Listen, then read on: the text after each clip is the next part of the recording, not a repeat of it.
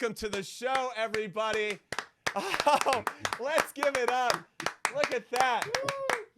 I mean, that is, I've seen that face in so many different situations, and now here, once again, we're on camera. Mr. Josh Wolff not only has accomplished so much as a player and now as a coach and leading Austin FC through their first inaugural season and the stadium opening and to great heights in the future, of course, but I think most importantly, his biggest hallmark and maybe the biggest moment of his career was being my teammate with the U.S. men's national team. Josh Wolff, thanks for coming in, buddy. How's it going? Great to see you. Certainly the highlight. Certainly my highlight in my career. Yeah, I mean, you played 2 World Cups, whatever. Just hanging out with me on a regular basis, I feel like it's got to be a career highlight. It is. So Wolfie, great to see you as always. And you're looking great. And the team, Austin FC, have seemed to turn the corner a little bit. And I'm happy for that. Obviously, I think it was just scoring goals and not giving them up is probably the best recipe to win games. Let's talk about Austin FC first before we talk about the U.S. men's national team. You know, how are things going for you as coach of this club? It's good. It's been an arduous journey. I think we came into the space and we started the year really well, and that helps set expectations and certainly perception. And we lost some players. We've been playing without a striker for basically since the fifth or sixth game of the season. Yeah. So it provided some challenges, and we competed well in a lot of games. We couldn't score goals, and we were also very buttoned up defensively. I'd say we didn't give up goals, but we kept ourselves in games. But I think that affected us. Our inability to score goals, we didn't have a striker, and now we were moving guys around. It affected us. But we got Sebastian Driussi, obviously Moussa Djite. That also helps put guys in their proper places. And again, over the last month, 5 weeks, we've played really good soccer. We scored a lot more goals, and some of those we've given up. Certainly we've given up a lot more. Matt Beasler's been out, so we've certainly lacked calmness and certainly that experience along the back line. We've eaten way too many goals, but we're learning about our group. And again, I think there's been a lot of positives and growth this year, but we'll finish with 6 good games against 6 good opponents. And obviously we'll try to take care of business as much as we can, but it's been a great year. It's an awesome city, fan base, ownership. You can't say enough about it. It's unbelievable here. Yeah, has Matthew McConaughey stopped by without any a T-shirt with his bongo drums? Like, how much involvement do you actually have with Matthew McConaughey? Actually, I don't have a lot. I've had a phone call or 2 with him. All right. He's as genuine as they get. I mean, he's certainly handsome. He's dreamy to look at and talk to. He's obviously the son of Austin. So I think we all have a lot of respect for him. When he's around these guys, he brings such a great energy and vibe. The guys get pretty jazzed up, but our ownership group in general is fantastic. They're all here in market, and he's one of them. But it's a great group. It's a great place, and obviously they built a great stadium and great training center. Yeah, having the opportunity to be there for the home opener against the San Jose Earthquakes, it was a 0-0 draw, but just to kind of feel all that love and time spent into building something that special. And actually, I went into you guys' locker room. It looks like a goddamn nightclub in there. Like the lights are like, what's happening in there? Lots changed. A lot's changed since we played. I know that, but for the better. These players deserve it. With that comes responsibility, but it's an incredible stadium. The detail, certainly the texture within the stadium. I don't pay too much attention to that stuff, but having been here from the beginning and see what it meant to ownership and involving the community and layering in, who the community is, what makes Austin unique, and layering that into the stadium was near and dear to the ownership. And I think you see it. It's a beautiful place, and the energy is unbelievable. No, it is incredible. And I had the opportunity to hang out with the fans the night before, and it's really special what's being built there, both on and off the field. So my question is this: when we were playing, we always had to go play on kind of crappy fields. We were always a second-class citizen somewhere. And I always remember thinking, man, if we just had our own facility, if we had our own stadium, we really wouldn't have any excuses as players anymore. Maybe we want to keep it this way, so we always have some BS excuse that we can use as to why we're not playing our best.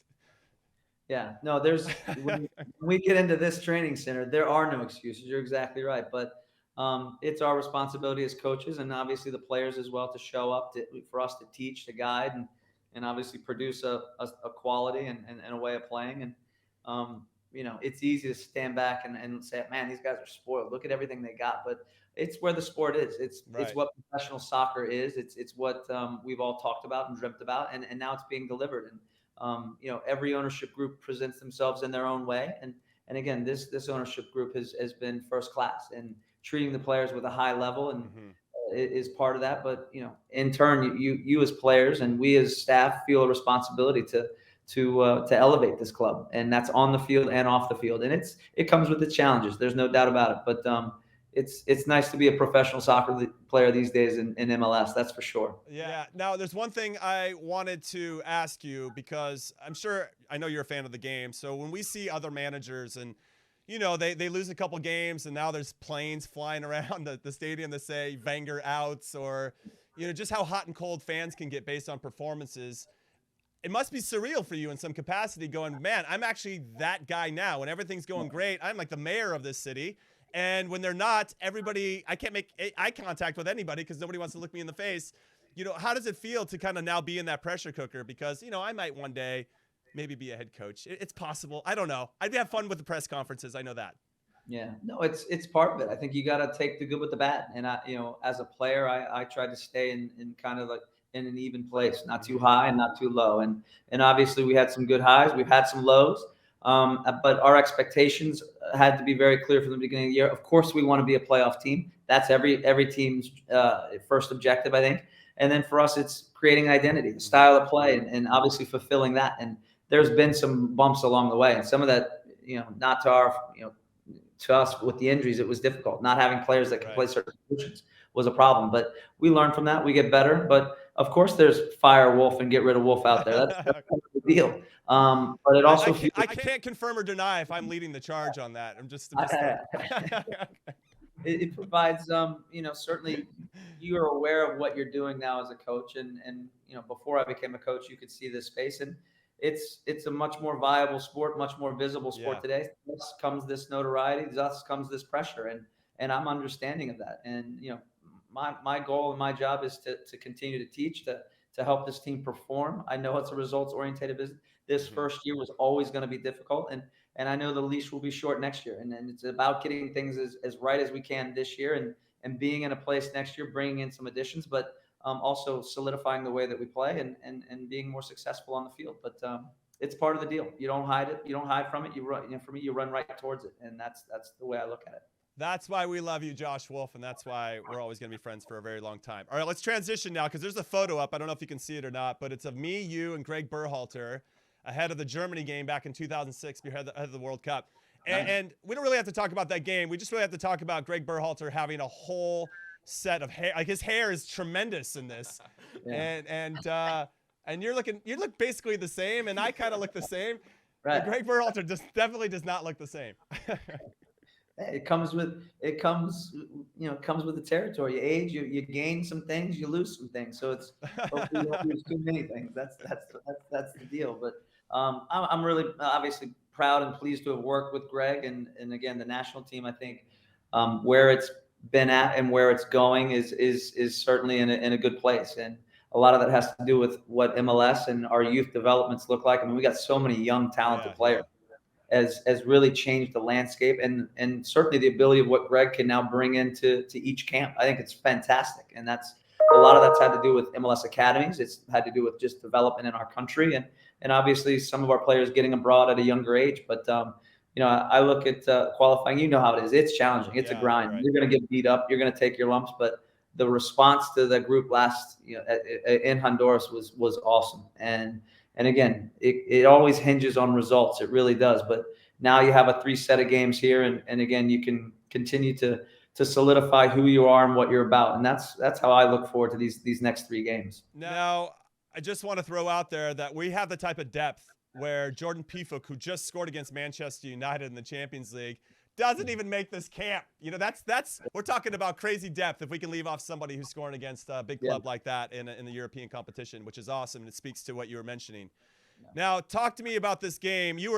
Let me say it like this. Talk to me about the methodology of Greg Berhalter, because you were an assistant under him at Columbus Crew and then with the U.S. men's national team before getting the Austin FC job. How does he prepare a team for three big games over 8 days? And maybe can you just share some insight on his thought process ultimately?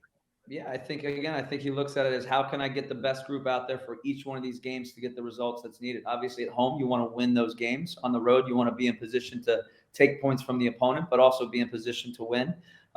It's 3 games in 7 days now. That's a big difference than when we went through this. So Yeah. they've done a test run with this. They're very prepared, as you can expect. Greg's going to come in very detailed and prepared with what they want to do. And again, I think his his development as a coach has also changed over the years. It's been eye opening. What you have available for these games, what you expect the opponent to look like, the difficulties that qualifying have, the nerves that come with it. You can't expect to roll the ball out and play beautiful soccer. And I think what you saw with them in the Gold Cup was the ability to grind, the ability to fight. It doesn't always have to be beautiful. You don't have to build up out of the back. That's you're not going to be defined by those things. What you're going to be defined by is how you can play, how you can compete on the day, and ultimately now it's about getting results and qualifying for the World Cup, plain and simple. So there's a lot that's been taught in there. There's been a lot of development of game model and certainly style of play that's been layered in. But right now, when you get in front of Jamaica, it's about making the most of that opportunity on the night, get your 3 points, and get ready for the next game. Yeah, I think what I learned about the team over the summer tournaments in the Nations League and the Gold Cup is that we can win even when we don't play well. We can win with a whole bunch of different set of guys, and I think that's a nice hallmark of any team that wants to have success. So let's talk about this U.S.-Jamaica game. It is at the Q2 Stadium in Austin. How much do you think the fans are going to play into us having a home field advantage against Jamaica? I hope a lot. I hope a lot because we see them and feel them when we're here, and again, it's electric. It's such a cool atmosphere. It's a 6:30 kick, so hopefully our guys get there and we'll have good volume, good energy. And again, it's part of lifting this team. We got to do our part in each city to help elevate this team, prepare them to go out and get the result that's really necessary because it's about qualifying. And if we can bring the energy and again, you don't know which way that game's going to go. Yeah. So whenever they need the fans, they need the fans. And from the start, I expect the energy, the atmosphere to be spot on as it is for every Austin FC game. Now, how's it going to feel to actually support Ricardo Pepi this time around as opposed to having to be like, God damn it, this guy's going to score against us like he did not too long ago against Austin in Austin. He's a special player. He's good. He's great. I remember talking to Greg probably about 6 weeks ago, and he was certainly talking about some of the players in the pool, and Pepe, he was one of them. And again, you can see his frame, you can see his physical development. But when we look at strikers, and we spend a lot of time, with Greg and talking about what that looks like, what their movement's like, what their ability to link up the game, but movement in and around the penalty box, their ability to finish. I mean, this is a young kid that has a lot of those things in place already, and that's exciting. Of course, I'm a coach at Austin FC, and he's at Dallas, but it's awesome to see young. I'm giving you the opportunity. This is the perfect time to talk favorably of him. He has soccer acumen. He has quality. Yeah. He's going to need to keep developing. But those are nice to see in young players, and he's going to have opportunities to stick around in MLS or to go abroad. And again, it's about furthering that education and furthering his opportunity, but ultimately furthering his quality. He's got a ceiling that I think is untapped right now, and that's exciting to see. There's a lot of young MLS players, but young American players that are in that mold, and it's going to be really exciting to see.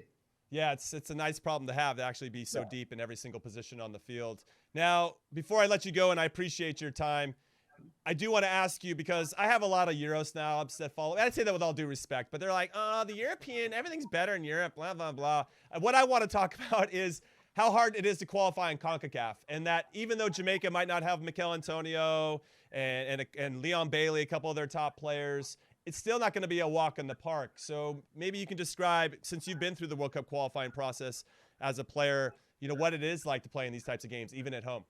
Yeah, no, there's physicality, there's intensity, there's going to be nerviness, from both sides. Again, I think they haven't gotten the results they wanted in their first 3 games. We've got 5 points, so we're in a pretty good spot. But at home, you want to win games. Goals change games. And again, I think Jamaica still looks at games against us because they know we want to play. They know that there's a layer of quality that we have in our ability to help drive the game. So they'll see that as also opportunity for them to have their sucker punches and in transition get after us. But they've always had speed and some power. They've got quality. They've always had quality. They're going to be missing some guys, but when it comes to the qualifiers, it's a different gravy, man. It's a different gravy. It's not the Gold Cup. It's not the Nations League. It is something else entirely. It can hinge on a bad call from the ref, a yellow card, a red card. I mean, all these things, goal against. I mean, the game and the emotion and the momentum can shift quickly, and That's what I think was incredible. Watching us in Honduras, what that looked like, and the change of tempo, the change of mentality.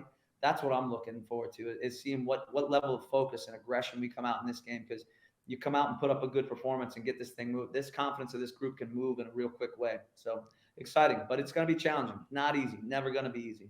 Okay, one last question before I let you go. And again, I appreciate your time. Who's one player outside of Ricardo Pepi that you really like that maybe doesn't get the love and attention that they deserve, but they bring a lot to the table on this U.S. men's national team? It's a good question.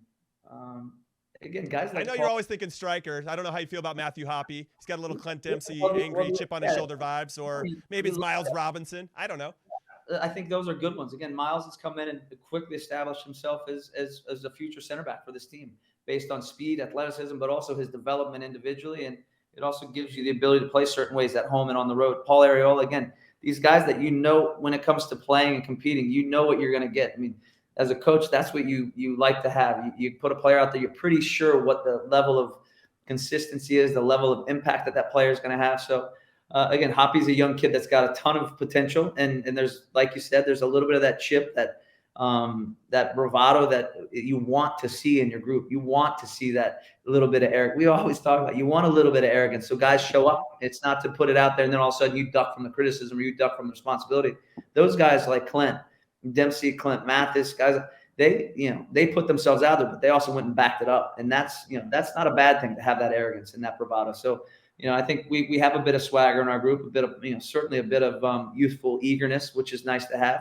But at the end of the day, you got to go, it's put up or shut up. And we got a great opportunity against Jamaica, again, to keep this thing moving in the right direction. There you got it, everybody. El Lobo, Josh Wolff. Josh Wolff. You're going to be a great coach. Josh Wolff. You know what? They're going to use all this against me. That's what I fear if I ever become a coach. You're They're going going to to clip all these things. Oh, yeah. I honestly can feel, Wolfie, I think that my players would be like, dude, why are you making this all about you? I'm like, that's because what I did for so many years. What am I supposed to do? How can you say that when you have a Jimmy Conrad show? How can you say you're only making it about you? Okay, fair point. There he is. Josh Wolff, everybody. Good luck the rest of the season, my man, and have fun tomorrow night in Austin. Hopefully the U.S. wins 17-0. Yeah, it'd be great. Thanks for having me, buddy. All right. See you, Wolfie. See you, buddy.